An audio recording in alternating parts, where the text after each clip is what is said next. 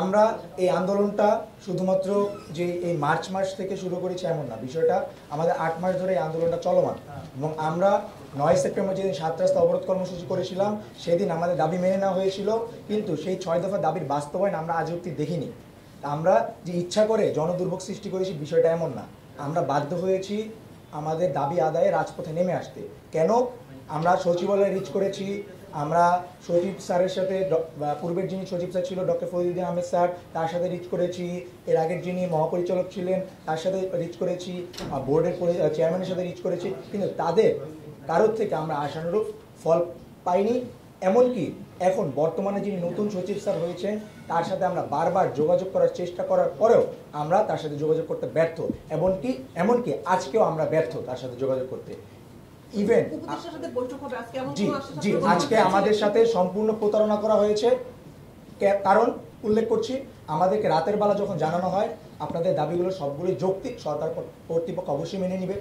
আপনারা কাকে কাকে আমাদেরকে ডিজিএফআই, এসবি, এনএসআই প্রত্যেক জায়গা থেকে জানানো হয় আপনাদের দাবিগুলো যৌক্তিক, আপনাদের দাবিগুলো মেনে নেওয়া হবে।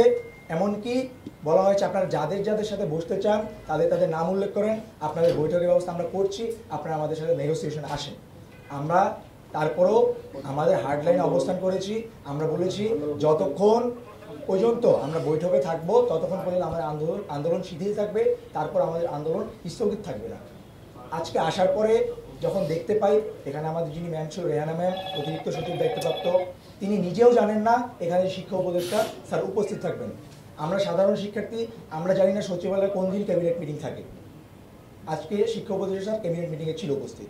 তা আজকের এই যে আমাদেরকে ডেকে এনে আমাদেরকে কর্মসূচি থেকে উঠিয়ে এনে এখানে দীর্ঘ সময়ব্যাপী অযৌক্তিক আলোচনা করা হয়েছে এবং আমাদের সময় লঙ্ঘন করা হয়েছে। আমাদেরকে আমাদের রেহানা ম্যাম বলেছে তোমাদের দাবিগুলো অবশ্যই মেনে। তিনি আজকে এখানে ছিল একটা সমাধানে আসার কথা, আমাদের এখানে সমাধানে আসার কথা।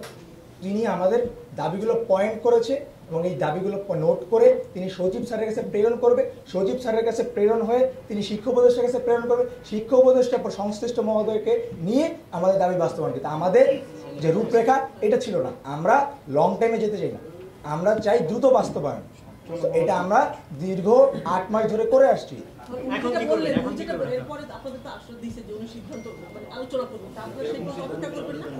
আমরা যেই আশ্বাস পেয়েছি এই আশ্বাস আমরা বিগত 8 মাস থেকে এর থেকে ভালো আশ্বাস পেয়ে এসেছি, কিন্তু বাস্তবায়ন আমরা দেখিনি।